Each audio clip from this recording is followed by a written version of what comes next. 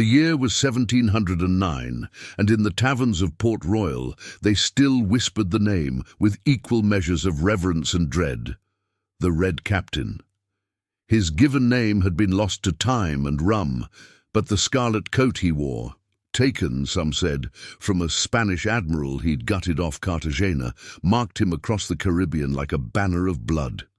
He commanded the Crimson Mercy, a 30-gun frigate that moved through tropical waters like a shark sensing wounded prey. His crew numbered 140 souls, hardened men who had sailed under flags of England, France, and no nation at all, bound together not by patriotism, but by the promise of gold and the iron will of the man who stood upon the quarterdeck, with eyes the colour of storm clouds. The Red Captain's reputation rested upon two pillars: his ruthlessness toward enemies and his loyalty to those who served him. He never cheated his men of their shares. He never abandoned wounded sailors to die on foreign shores. In a world where captains betrayed crews and crews mutinied against captains with the regularity of Caribbean storms, this made him singular. If you're captivated by this story, subscribe now and leave a comment with your country or city. The trust his crew placed in him was absolute, forged through battles against Spanish treasure galleons, Dutch merchantmen, and the occasional Royal Navy patrol, foolish enough to pursue the Crimson Mercy into shallow waters where her pilot knew every reef and sandbar. They had shared the spoils of Port-au-Prince, drunk themselves senseless in Tortuga, and weathered hurricanes that sent other ships to the bottom with all hands. When the Red Captain spoke, men listened. When he ordered, the yards turned, sails flew. When he promised riches, his crew believed, it was in the spring of that year that everything changed. The Crimson Mercy had taken a Spanish bark off the coast of New Granada, a small prize carrying sugar, indigo, and, unexpectedly, a passenger. The Spaniard was an old man, a priest by his cassock, though his hands bore the calluses of labour rather than prayer. The Red Captain had him brought to the great cabin, where lantern light swayed with the ship's gentle roll, and the air tasted of salt and tar. The priest spoke in broken English, his accent thick as molasses. He told a story that made the Red Captain lean forward in his chair, fingers steepled beneath his chin.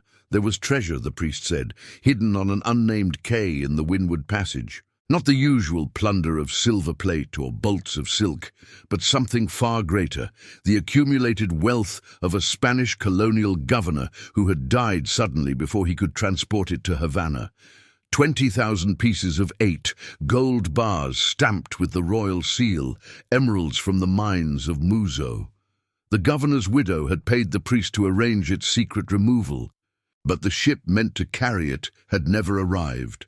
The treasure remained buried where the priest had hidden it, waiting. "Why tell me this?" the Red Captain asked, his voice soft as a blade sliding from a scabbard. The priest's eyes were hollow with fever and defeat. "Because I am dying, and I would have my soul unburdened. The location dies with me unless you swear before God to give a 10th share to the church, to feed the poor of Cartagena." The Red Captain had no love for God or the poor of Cartagena, but he gave his word nonetheless. Men who broke oaths to dying priests invited bad luck, and sailors were nothing if not superstitious. He ordered the Spanish captives released in a longboat with water and provisions, keeping only the priest, who expired that very night as predicted. Before his death, he drew a map in charcoal upon a scrap of sailcloth, marking the quay with a crude cross and noting the number of paces and the position of certain rocks. The Red Captain gathered his officers in the great cabin the following morning. There was Cutlass, the quartermaster, a one-eyed giant who could read ledgers as easily as he could snap a man's neck. There was Rook, the master gunner, whose hands were permanently blackened by powder burns. There was young Hawkins, the sailing master, who navigated by stars and instinct. And there was Macready, the boatswain, scarred and missing 3 fingers, but loyal as a hound. The Red Captain showed them the map. He told them of the treasure. He watched their faces light with greed tempered by wariness. 20,000 pieces of 8 would make each man aboard wealthy beyond imagination, but finding it would require trust. "The crew must not know the full value," the Red Captain said, his voice measured. "Tell them we hunt a modest prize, enough to make the voyage worthwhile, but not enough to inspire treachery." The officers agreed. They understood the mathematics of greed. A crew promised modest reward would work together. A crew promised impossible wealth would begin planning murder. The Crimson Mercy turned south, following the priest's directions through waters that grew increasingly shallow and treacherous. They passed between coral heads that rose like cathedrals beneath the surface, navigated channels where the color of the water shifted from deep blue to turquoise to pale green. Seabirds wheeled overhead, and at night the ocean itself seemed to glow with phosphorescence, as if the spirits of drowned sailors watched their passage. The crew grumbled at the course. This was not proper hunting ground for prizes, but their faith in the Red Captain held. Had he not always delivered? Had he not made them rich men when other pirate crews starved?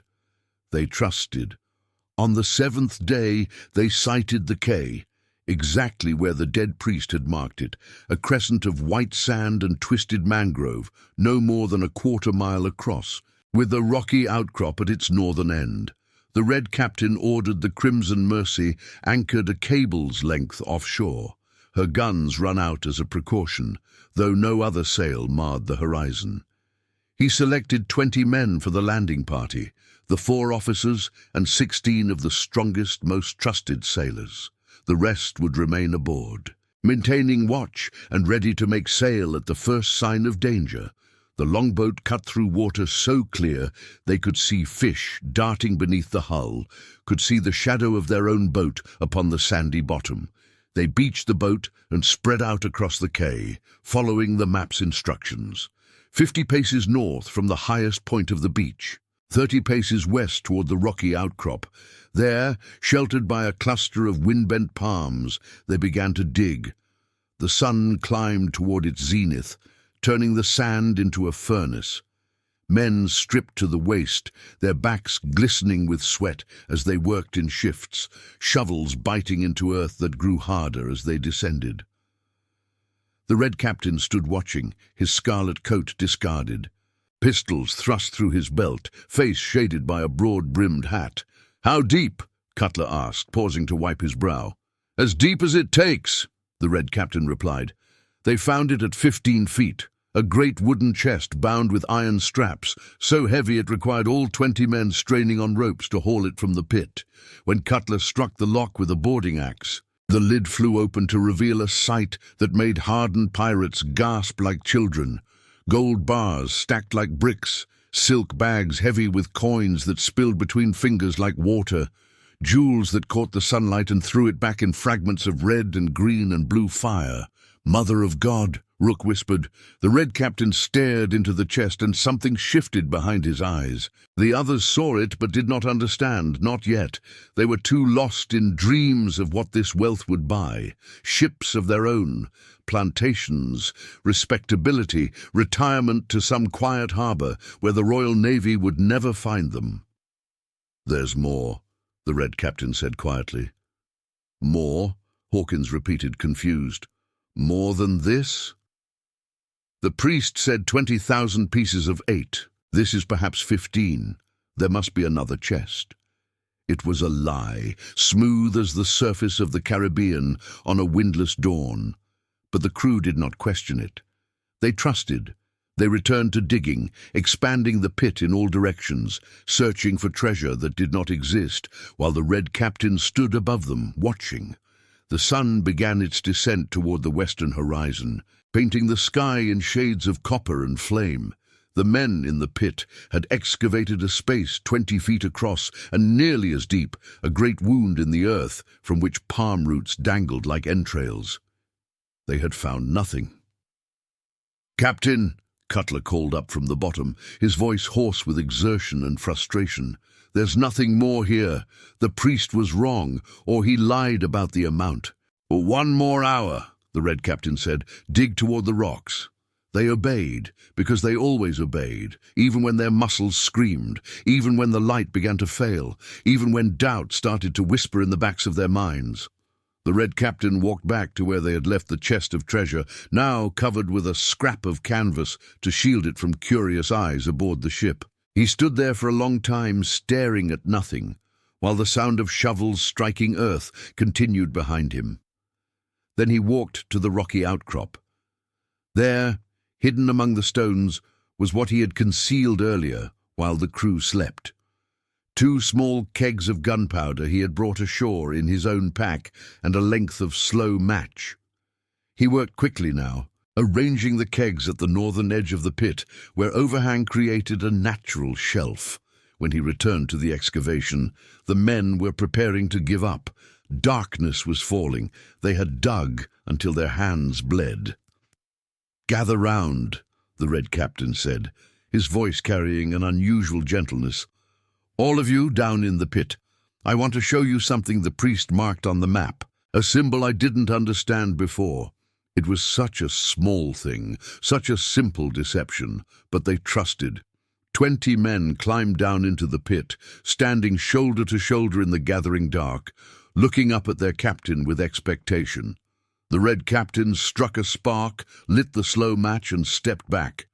"Captain?" Cutler called, hearing the hiss, seeing the glow. "What?" Understanding came too late. The men scrambled for purchase on the earthen walls, but the sides were too steep, too smooth from their own digging. The Red Captain stood at the edge, silhouetted against the dying light, and watched them claw at the dirt like rats in a barrel. "You trusted me," he said quietly, almost to himself. "That was your mistake." The explosion was not large. The powder had been carefully measured, but it was sufficient. The rocky overhang collapsed, sending tons of stone and earth cascading into the pit. The screams were brief, cut short by the weight of the island itself, pressing down. Dust rose in a choking cloud that drifted out over the water like a ghost. When silence returned, the Red Captain stood alone on the quay. 20 men lay buried beneath the stone and sand, their trust transformed into a tomb. He walked back to the treasure chest, hefted it, it was heavy, but one man could manage it, and began dragging it toward the longboat. The crew aboard the Crimson Mercy saw him rowing back through the twilight alone, the chest visible in the stern of the boat. When he climbed aboard, they crowded around, asking questions. Where were the others? What had happened? The Red Captain's face was grim, his scarlet coat stained with dirt and powder smoke. "Ambush," he said, the lie coming as easily as breath. "Spaniards. They were waiting in the mangroves. We fought, but they had muskets, perhaps 30 men. The others died, buying me time to save the treasure. We must sail now, before they bring up a ship." The crew believed because they had no reason not to believe. They had sailed with this man for years. They had trusted him with their lives 100 times. They ran out sails and weighed anchor with practiced efficiency, the Crimson Mercy cutting through dark water toward the open sea. Only the Red Captain stood at the stern rail, watching the quay recede until it was just a shadow against shadows, and no expression showed upon his face. The months that followed were strange ones for the crew of the Crimson Mercy. The Red Captain became withdrawn, speaking only to give orders, spending long hours in his cabin with the chest of treasure. He did not distribute shares as he had always done. He did not seek new prizes. The ship wandered from port to port, Tortuga, Nassau, small settlements on the Spanish Main, where they could take on water and provisions. But there was no purpose to their movements, no plan. The crew began to whisper. Some said the captain had gone mad with grief over the lost men. Others noted that all 4 officers had died in the supposed ambush, and what were the odds of that? A few suggested mutiny, but the idea died quickly. The Red Captain still commanded loyalty, if not love, And besides, he kept the treasure chest in his cabin, locked and chained, guarded by men who owed him personal debts. In a tavern in Port Royal, a sailor named Jenkins got drunk and spoke too freely. He had been part of the Crimson Mercy's crew, but had taken his share of an earlier prize and retired to a small house near the harbour. He claimed to have heard from a deserter that something was wrong, that the story of the Spanish ambush didn't match the evidence. The 20 men who died had no wounds from musket balls. How did he know? Because the deserter had gone back to the quay months later. Curious, and found disturbed earth at the northern end. He dug just a little and found things, a boot, a piece of bone, signs of burial, not battle.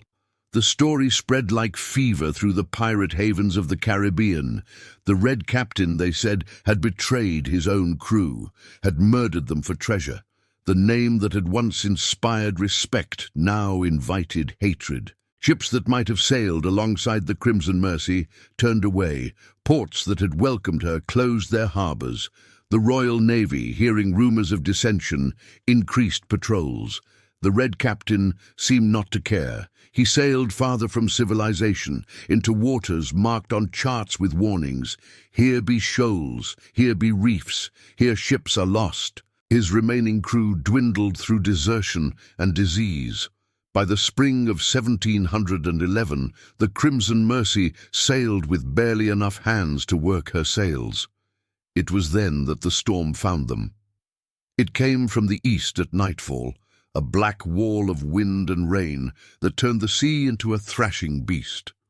The Crimson Mercy, undermanned and poorly maintained, could not run before it.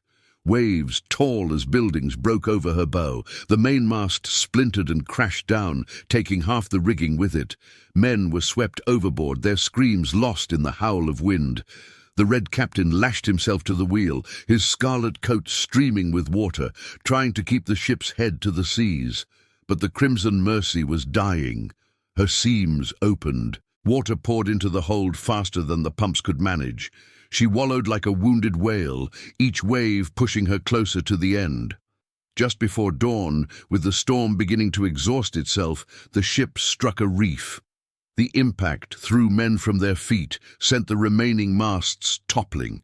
The hull tore open along its length, and the Caribbean claimed what was rightfully hers. The Red Captain woke on a beach, half drowned, his scarlet coat torn and faded by salt water. The sun was high and merciless. He stood on shaking legs and looked around. He was on a quay, small, ringed with white sand and mangrove, a rocky outcrop at one end. For a moment his mind refused to accept what his eyes showed him, but the configuration was unmistakable. The storm had brought him back to the place where he had buried 20 men alive, the place where he had committed the act that transformed him from captain to murderer. He wandered the island in a daze. There was no fresh water, no food beyond a few crabs, no shade but the twisted mangroves. The Crimson Mercy was gone, taken by the sea or broken on distant rocks. He was alone. Days passed, measured only by the rising and setting of the sun. His tongue swelled with thirst, his skin blistered and peeled. He tried to dig for water and found only sand. He tried to signal passing ships, but saw none. The Caribbean, so crowded with vessels when he commanded his frigate, was empty now. On the fourth day, delirious with sun and dehydration, he stumbled to the northern end of the quay. The place where he had set the explosion, where 20 men lay buried. The earth there looked disturbed. Something had dug, or something had pushed up from below. He fell to his knees and began to excavate with his bare hands, driven by some impulse he could not name. Madness, perhaps, or guilt-seeking form. What he unearthed made him scream, a sound that sent seabirds fleeing into the sky. A hand, skeletal, reaching up through the sand as if in accusation. Around the wrist bone was a strip of cloth, rotted but still recognizable, the pattern Cutler had worn. The Red Captain crawled backward, but there were more. The sand concealed a terrible garden, bones breaking through the surface like plants seeking sun, skulls with empty sockets that seemed to stare. ribs curving up from the earth like the timbers of a ship. He spent his final hours surrounded by the men he had betrayed, their remains his only company. When death came, from thirst, from sun, from the simple failure of a body pushed beyond endurance, it found him lying beside the mass grave, one hand stretched toward the buried treasure that had cost so many lives. Weeks later, a turtle hunter from Jamaica found the cay while searching for eggs. He discovered the skeletal remains of many men, and one lying apart from the others, still wrapped in the faded tatters of what had once been a scarlet coat. Near this body was a chest, partially covered by sand. The hunter opened it and found wealth beyond imagination. He took what he could carry and fled, but guilt or fear drove him to speak in a Nassau tavern. He told of the cay, the bones, the treasure. Others came searching, but the Caribbean is vast and her cays numberless. Some claimed to find the place and returned with wild stories. Others disappeared, adding their own mysteries to the legend. In time, the tale became confused with other pirate stories, other betrayals, until no one could say with certainty what was truth and what was embellishment. But in the taverns of Port Royal and Tortuga, in the hidden harbours where outlaws gathered, the story of the Red Captain endured, the man who was trusted absolutely and who rewarded that trust with murder, the man whose greed buried him alongside his victims. And sometimes, when sailors gathered around lanterns and spoke of faithless captains and cursed treasure, someone would produce a coin. A Spanish piece of 8, worn smooth by handling, marked with a curious stain the color of rust or blood. "Found this on a cay in the Windward Passage," they'd say. "They say it's from the Red Captain's hoard. They say if you spend it, you invite his curse. They say the island still holds his bones and the bones of the men he killed, and that the treasure chest sits there still, guarded by the dead." True or not, such coins circulated through the Caribbean underworld, passed from hand to hand, each owner eventually giving it away, unwilling to keep something touched by such profound betrayal. The coins became markers, warnings, reminders that trust among thieves was a fragile thing, and that the sea remembered every sin. The Crimson Mercy was never seen again. The Red Captain's name faded from official records, though it persisted in stories. And somewhere in the Windward Passage, they said, there remained a small cay, marked with old bones and older treachery, a place where the sand sometimes shifted to reveal skeletal hands reaching toward the sky, forever accusing, forever unavenged.